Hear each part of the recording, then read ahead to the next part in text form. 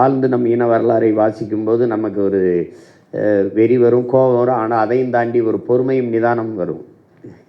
எப்படி விட்டுறக்கூடாதரா வென்றன். அது மாதிரி இந்த இடத்துல என்ன,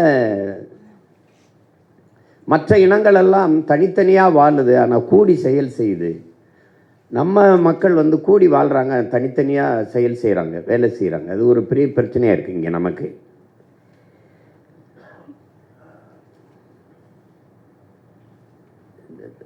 எனக்கு கிடைக்காதது அவனுக்கு, எனக்கு கிடைக்கலனாலும் பரவாயில்ல அவனுக்கு கிடைக்கணும் அப்படிங்கிற எண்ணம் இல்லாமல், எனக்கு கிடைக்காது எவனுக்கும் கிடைக்கக்கூடாது அப்படிங்கிற ஒரு எண்ணத்தில் இந்த சமூகம் உருவாயிடுச்சு. அது ஒரு பெரிய, அது எப்படி பார்த்தாலும் வியப்பு தான். என்னடா இப்படி ஒரு கூட்டத்தில் போய் நம்ம பிறந்திருக்கோம் அப்படின்னு. எதுவாகவும் ஒன்றா நிற்கல. இல்லை சாதியாவா அந்த கர்மத்திலேயாவது ஒன்றா நின்னமா இல்லை, இல்லை மதமாவா அதுலையாவது ஒன்றா நின்னமா இல்லை. சரி, எல்லாத்துக்கும் மேலானது இருக்கு மொழி இனம், அதுலையாவது ஒன்றா நின்றோமா அதுலேயும் இல்லை. அதனால என்ன ஆகிப்போச்சு, மண்ணா போச்சு, ஒன்றும் இல்லை. இவன் வர்றான், இவன் வந்து மொழி சிறுபான்மைன்னு என்ன சொல்கிறது, பள்ளி கல்லூரி மருத்துவமனைக்கெல்லாம் அனுமதி பெற்றுக்கிறான். மொழி சிறுபான்மை அப்படின்னு, லிங்குஸ்டிக் மைனாரிட்டின்னு தான் எல்லா இன்ஸ்டியூஷனும் மெடிக்கல் காலேஜெலாம் ஆரம்பிச்சுக்கிறான், மருத்துவக் கல்லூரியெலாம். ஆனால் அரசியல் என்று வரும்போது இந்த நிலத்தில் தமிழர்களையே சிறுபான்மைன்னு அடிக்கிறான். வரலாற்றில் எங்கேயுமே மதத்தை வைத்து மனிதர்களை மதிப்பிடுவது இல்லை. ஏன்னா முதலில் தோன்றியது மொழி இனமா சாதி மதமான்னு கேட்டிங்கன்னா, முதலில் தோன்றியது மொழி இனம்தான். ரொம்ப பின்னாடி ஒரு 2100 ஆண்டுகள் தான். சரி, புத்தனே எடுத்துக்கிட்டாலும் அவன் தான் ரொம்ப மூத்தவனாக இருக்கான்.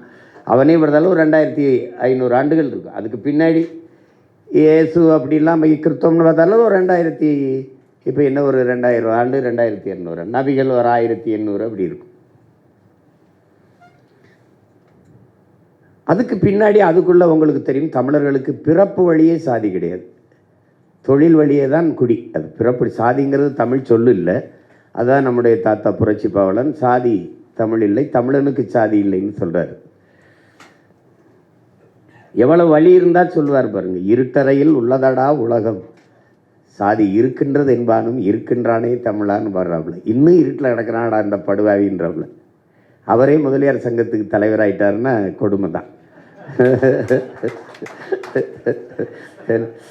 என்ன பண்ணுறது, சகித்துக்கிறான் தமிழன், வந்து சகித்துக்கிறான். தமிழனுக்கு எப்பெருமே இல்லைனாலும் பரவாயில்ல, மலை போனால் போட்டோம், மதம் இருக்குல்ல, மொழி அது செத்துட்டு போட்டோம், இன செத்துட்டு போட்டோம், மணலெல்லாம் செத்துட்டு போட்டோம், ஆறு போனால் போட்டு காடு போனால் சாதி இருக்குல்ல, எது விட்டாலும் சாதியை விட்டுறக்கூடாதுன்னு நினைக்கிறேன். அதில் தான் இது.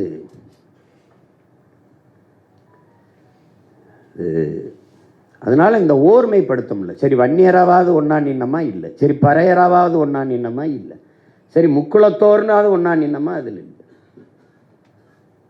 அதனால் என்ன ஆயிடுதுன்னா, தமிழ் சமூகத்திற்கு ஓர்மை இல்லாதனால வலிமை இல்லை, வலிமை இல்லாதனால அரசியல் இல்லை, அரசியல் இல்லாதனால அதிகாரம் இல்லை. அதனால் அது சொந்த நிலத்திலேயே அடிமையாக இருக்கு.